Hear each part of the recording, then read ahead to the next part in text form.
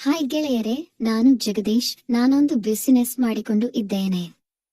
ನನ್ನ ಮನೆಯಲ್ಲಿ ಇಬ್ಬರು ಇದ್ದು, ನಮ್ಮ ಮನೆಯ ಕೆಳಮನೆಯಲ್ಲಿಯೇ ನಮ್ಮ ಅಣ್ಣನ ಮನೆ ಇದೆ. ಅಣ್ಣ ಎಂದರೆ ಅವರು ನನ್ನ ಚಿಕ್ಕಪ್ಪನ ಮಗ. ನಾವು ಸುಮಾರು ವರ್ಷಗಳಿಂದ 3 ವರ್ಷ ಜೊತೆಯಾಗಿಯೇ ಇದ್ದೇವೆ. ಹೀಗಿದ್ದಾಗ ಒಂದು ದಿನ ನಡೆದ ಘಟನೆ ಬಗ್ಗೆ ನಾನು ನಿಮಗೆ ಹೇಳ್ತೀನಿ. ಅಣ್ಣನ ಮನೆಯಾಕೆ ನೋಡಲು ಸುಂದರ, ವಯಸ್ಸು ಸುಮಾರು 38 ಆಗಿದ್ದರೂ ಸಹಿತ ಚಿಕ್ಕವರಂತೆ ಕಾಣುತ್ತಾರೆ. ಹಾಲಿನಂತಹ ಬಣ್ಣ, ಉದ್ದವಾದ ಕೇಶರಾಶಿ, ಎಲ್ಲರ ಗಮನವನ್ನು ಸೆಳೆಯುವ ಆಕರ್ಷಣೆ ಅವರಲ್ಲಿದೆ. ಅವರನ್ನು ಕಂಡರೆ ನನಗೆ ಮೊದಲಿನಿಂದಲೂ ಅದೇನೋ ಭಾವನೆ ಇತ್ತು. ಆದರೆ ಇದರಿಂದ ಯಾರಿಗಾದರೂ ತೊಂದರೆಯಾದರೆ ಕಷ್ಟ ಎಂದು ಸುಮ್ಮನಾಗಿದ್ದೆ. ಅವರನ್ನು ಯಾವಾಗಲೂ ಗೌರವದಿಂದಲೇ ಕಾಣುತ್ತಿದ್ದೆ. ಅವರು ಕೂಡ ಅಷ್ಟೇ ನನ್ನನ್ನು ಗೌರವದಿಂದಲೇ ಕಾಣುತ್ತಿದ್ದರು. ಇದೆಲ್ಲದರ ನಡುವೆ ಅವರ ಮನೆಗೆ ಹೋಗುವುದು ಬರುವುದು ಮಾಮೂಲಾಗಿ ಇರುತ್ತಿತ್ತು. ಇನ್ನು ಅವರ ಮನೆಯ ಬಗ್ಗೆ ಹೇಳುವುದಾದರೆ, ಮನೆಯಲ್ಲಿ ನನ್ನ ಅಣ್ಣ, ಅವರ ಮನೆಯಾಕೆ ಮಗ ಮತ್ತು ತಾಯಿ ಇರುತ್ತಾರೆ. ಆದರೆ ಅವರ ಮಗ ಹೆಚ್ಚಾಗಿ ಹಾಸ್ಟೆಲ್ನಲ್ಲಿಯೇ ಇರುತ್ತಾನೆ. ಹೀಗಾಗಿ ಮನೆಗೆ ಆಗೊಮ್ಮೆ ಈಗೊಮ್ಮೆ ಬಂದು ಹೋಗುತ್ತಿದ್ದ. ಇನ್ನು ನನ್ನ ಅಣ್ಣನಿಗೆ ಹೆಚ್ಚಿನ ಜವಾಬ್ದಾರಿ ಇತ್ತು. ಅವನು ಹಳ್ಳಿಯಲ್ಲಿರುವ ಜಮೀನು ಆಸ್ತಿಯ ಜೊತೆಗೆ ಇಲ್ಲಿನ ಬಿಸಿನೆಸ್ ಅನ್ನು ಅವನೇ ನೋಡಿಕೊಳ್ಳಬೇಕಿತ್ತು.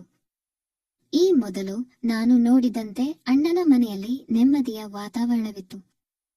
ಅವತ್ತು ಮನೆಯಲ್ಲಿ ಸಂತೋಷವೇ ನೆಲೆಸಿತ್ತು. ಆದರೆ ಇತ್ತೀಚೆಗೆ ಅಣ್ಣ ಅತ್ತಿಗೆ ನಡುವೆ ಆಗ ವಾಗ್ವಾದ ನಡೆಯುತ್ತಿತ್ತು. ಈ ವೇಳೆ ಕೊನೆಗೆ ಅಣ್ಣನಿಗೆ ಹೊರಗೆ ಹೋಗಿ ಬಿಡುತ್ತಿದ್ದ. ನಾನು ಅಣ್ಣನಿಗೆ ಈ ಬಗ್ಗೆ ಕೇಳಿದಾಗ ಅವನು ಕೂಡ ಹೇಳುತ್ತಿರಲಿಲ್ಲ. ಆದರೆ ಅವನ ಮನೆಯಾಕೆ ಮಾತ್ರ ಸುಮ್ಮನೆ ಇರುತ್ತಿದ್ದರು. ಇನ್ನು ಅಣ್ಣನ ಮನೆಯಾಕೆ ಮನೆಯಲ್ಲಿ ಒಬ್ಬರೇ ಇದ್ದಾಗ ಅವರಿಗೆ ಬೇಜಾರಾಗಿ ಬಿಡುತ್ತಿತ್ತು. ಏಕೆಂದರೆ ಅಣ್ಣನ ತನ್ನ ಬಿಸಿನೆಸ್ ನಡುವೆ ಅವರಿಗೆ ಸಮಯವನ್ನೇ ನೀಡುತ್ತಿರಲಿಲ್ಲ. ಯಾವಾಗಲೂ ಬಿಸಿನೆಸ್ ಎಂದು ಓಡಾಡುತ್ತಿದ್ದ. ಇದರಿಂದಾಗಿ ಅವನ ಮನೆಯಾಕೆಗೆ ಸುಖ ಇಲ್ಲದಂತಾಗಿತ್ತು. ಹೀಗೆ ಒಂದು ದಿನ ನಾನು ಅವರ ಮನೆಗೆ ಹೋದಾಗ ನೀರು ಕುಡಿದು ಬರಬೇಕಾದರೆ ಏನೋ ಶಬ್ದ ಬಂದಿತು. ಕೂಡಲೇ ನಾನು ಹಿಂದಿನ ಬಾಗಿಲಿನಿಂದ ಹೊರಗೆ ಹೋಗಿ ಚಿಕ್ಕ ಕಿಟಕಿಯಲ್ಲಿ ಇಣುಕಿದಾಗ ಅಣ್ಣನ ಮನೆಯಾಕೆ ಮೈಮೇಲೆ ನೀರು ಸುರಿದುಕೊಳ್ಳುತ್ತಾ ಬೆರಳು ಹಾಕಿಕೊಂಡು ವಾಂತಿ ಬರುವವರೆಗೆ ಕೈಕೆಲಸ ಮಾಡಿಕೊಳ್ಳುತ್ತಾ ಇದ್ದರು. ಅದನ್ನು ಕಂಡು ನನಗೆ ಶಾಕ್ ಆಯಿತು. ಕೂಡಲೇ ಒಳಗೆ ಕಡಿಮೆ ಬೆಳಕು ಬಂದು ಕತ್ತಲು ಎನಿಸಿದಂತಾಗಿ ಅವರು ಕಿಟಕಿ ಕಡೆಗೆ ನೋಡಿದರು. ನಾನು ಅಲ್ಲಿಂದ ಪಕ್ಕಕ್ಕೆ ಸರಿದರೂ ಸಹಿತ ಅವರಿಗೆ ಏನೋ ಅನುಮಾನ ಬಂದಂತೆ ಎನಿಸಿತ್ತು. ಆಮೇಲೆ ನಾನು ನಿಧಾನವಾಗಿ ಅಲ್ಲಿಂದ ಮನೆಯೊಳಗೆ ಬಂದು ಕೆಳಗೆ ಇಳಿದು ಗಾಡಿ ತಗೊಂಡು ಅಲ್ಲಿಂದ ಹೋಗಿ ಬಿಟ್ಟೆ. 2 ದಿನ ಅವರ ಮನೆಯ ಕಡೆಗೆ ಹೋಗಲೂ ಇಲ್ಲ. ಈ ಸನ್ನಿವೇಶ ಆದ ಮೇಲೆ ಅವರನ್ನು ನಾನು ನೋಡುವ ದೃಷ್ಟಿ ಬದಲಾಗಿತ್ತು. ನಾನು ಕೆಲಸಕ್ಕೆ ಅಂಗಡಿಗೆ ಹೋದಾಗಲೂ ಕೂಡ ಕೆಲಸದ ಮೇಲೆ ನನ್ನ ಅವಧಾನವಿರಲಿಲ್ಲ. ಯಾವಾಗಲೂ ಏನೋ ವಿಚಾರ ಮಾಡುತ್ತಾ ಕುಳಿತು ಬಿಡುತ್ತಿದ್ದೆ. ಕೆಲವೊಮ್ಮೆ ಅಂಗಡಿಯ ಆಳುಗಳು ಕೂಡ, ಯಜಮಾನರೇ ಯಾಕೆ ಒಂಥರ ಇದ್ದೀರಾ, ಆರೋಗ್ಯವಾಗಿ ಇದ್ದೀರಾ ಇಂದೆಲ್ಲ ಕೇಳುತ್ತಿದ್ದರು. ಮನೆಗೆ ಬಂದಾಗಲೂ ಕೂಡ ನಾನು ಅದರ ಬಗ್ಗೆಯೇ ಯೋಚಿಸುತ್ತಿದ್ದೆ.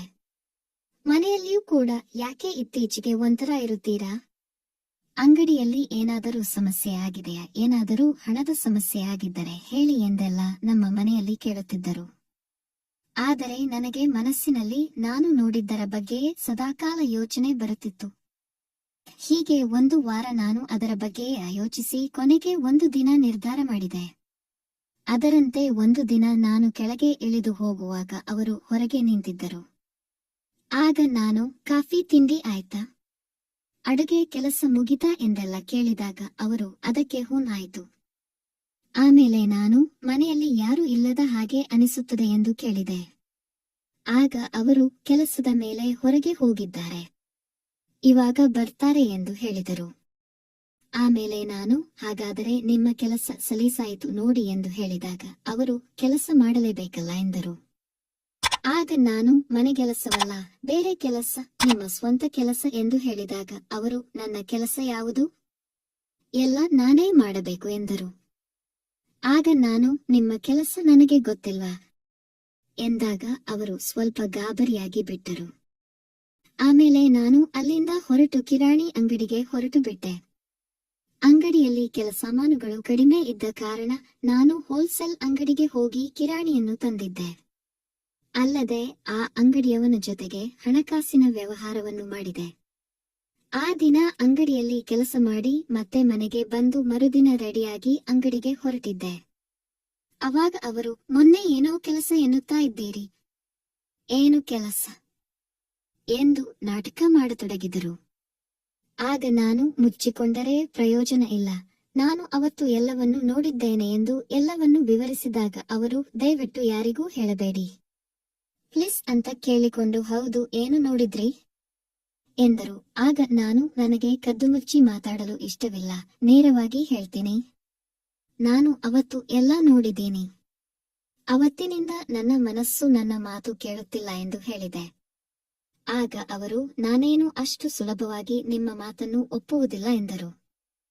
ಆಗ ನಾನು, ಆಯ್ತು ಬಿಡಿ, ಸತ್ಯ ಹೇಳಿದರೆ ನೀವು ನಂಬುದಿಲ್ಲ ಎಂದು ಹೇಳಿದಾಗ ಅವರು, ಸರಿ ಆಯಿತು, ಇವಾಗ ನೀವಿನ್ನೂ ಹೋಗಿ ಯಾರಾದರೂ ನೋಡಿದರೆ ಕಷ್ಟವಾಗುತ್ತದೆ ಎಂದರು.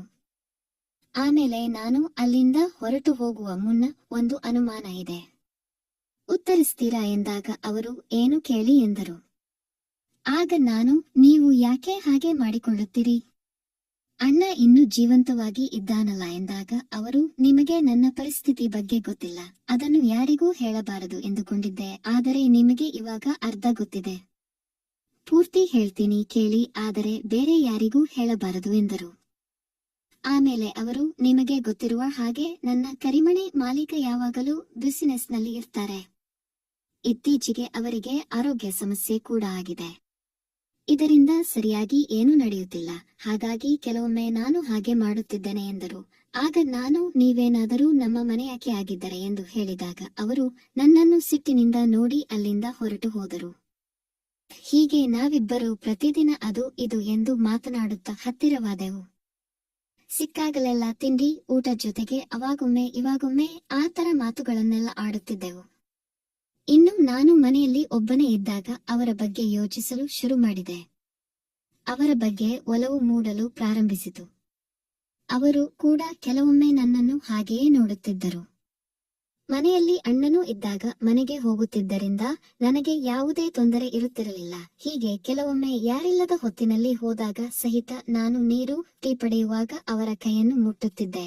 ಹೀಗೆ 3-4 ತಿಂಗಳು ಆದ ಬಳಿಕ ಒಂದು ದಿನ ಅಣ್ಣ, ಅಮ್ಮ, ಅಣ್ಣನ ಮಗ ಮತ್ತು ಅಣ್ಣನ ಮನೆಯಾಕೆ ಸಂಬಂಧಿಕರ ಮನೆಗೆ ಶುಭ ಕಾರ್ಯಕ್ಕೆ ಹೋಗಿದ್ದರು.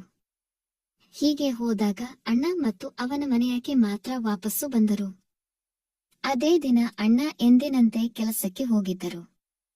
ಹೀಗಿದ್ದಾಗ ಅವರು ನನಗ ಫೋನ್ ಮಾಡಿ ಮನೆಗೆ ಸ್ವಲ್ಪ ಕಿರಾಣಿ ವಸ್ತು ಕೊಡುವುದು ಇದೆ, ಆಟೋ ಮಾಡಿಕೊಂಡು ಹೋಗು ಎಂದರು.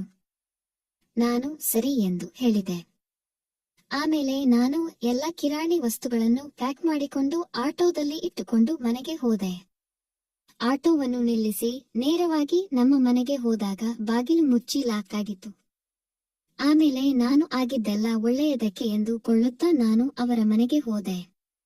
ಆಗ ಮನೆಯಲ್ಲಿ ಯಾರೂ ಇಲ್ಲವಾ ಎಂದು ಕೂಗಿದೆ. ಆಗ ಅವರು, ಏನು ವಿಷಯ, ಒಳಗೆ ಬನ್ನಿ ಎಂದು ಕೇಳಿದರು. ನಾನು, ಇವಾಗ ತಾನೇ ಮಾಡಿದ್ದೇನೆ, ಹೀಗಾಗಿ ಬೇಡ, ಸ್ವಲ್ಪ ಟೀ ಮಾಡಿಕೊಟ್ಟರೆ ಸಾಕು ಎಂದಾಗ ಅವರು ಸರಿ ಎಂದು ಹೇಳಿದರು. ಆಮೇಲೆ ನಾನು ಅಣ್ಣ ಫೋನ್ ಮಾಡಿ ಕಿರಾಣಿ ತರುವಂತೆ ಹೇಳಿದ್ದರು. ಅದೆಲ್ಲ ತಂದಿದ್ದೀನಿ, ಎಲ್ಲಿ ಇಡಲಿ ಎಂದಾಗ ಅವರು ಅದನ್ನ ಇವಾಗ ಅಲ್ಲೇ ಇಡಿ, ಆಮೇಲೆ ನಾನು ಜೋಡಿಸುತ್ತೇನೆ ಎಂದರು. ಆಗ ನಾನು, ಪರವಾಗಿಲ್ಲ, ನಾನೇ ಜೋಡಿಸ್ತೀನಿ ಹೇಳಿ ಎಂದು ಹೇಳಿದೆ. ಅವರು ಸರಿ, ಅಲ್ಲಿ ಒಳಗೆ ಇಡಿ, ನಾನು ನಿನ್ಗೆ ಟೀ ಮಾಡಿ ಕೊಡ್ತೀನಿ ಎಂದು ಹೇಳಿ ಒಳಗೆ ಹೋದರು. ನಾನು ತಂದಿದ್ದ ಕಿರಾಣಿ ವಸ್ತುಗಳನ್ನು ಒಳಗೆ ಹೋಗಿ ಜೋಡಿಸಿದೆ. ಆಮೇಲೆ ಕೈ ತೊಳೆದುಕೊಂಡು ಸೋಫಾ ಮೇಲೆ ಬಂದು ಕುಳಿತಿದ್ದೆ. ಆಮೇಲೆ ನಾನು ಅವರ ಬಗ್ಗೆ ಯೋಚಿಸುತ್ತಾ ಅಡುಗೆ ಮನೆಗೆ ಹೋದೆ. ಅವರು ಅಡುಗೆ ಮನೆಯಲ್ಲಿ ಟೀ ಮಾಡುತ್ತಾ ನಿಂತಿದ್ದರು. ಆಗ ನಾನು ಚಹಾ ಪುಡಿ ತಗೊಂಡು ಒಳಗಡೆ ಹೋಗಿ ಸ್ವಲ್ಪ ಧೈರ್ಯ ಮಾಡಿ ಹಿಂದುಗಡೆಯಿಂದ ಬಂದು ತಬ್ಬಿದಾಗ ಅವರು, ಏನು ಮಾಡುತ್ತಿದ್ದೀರಾ ಬಿಡಿ, ಇದೆಲ್ಲ ತಪ್ಪು ಎಂದು ಬಿಡಿಸಿಕೊಳ್ಳಲು ನೋಡಿದರು.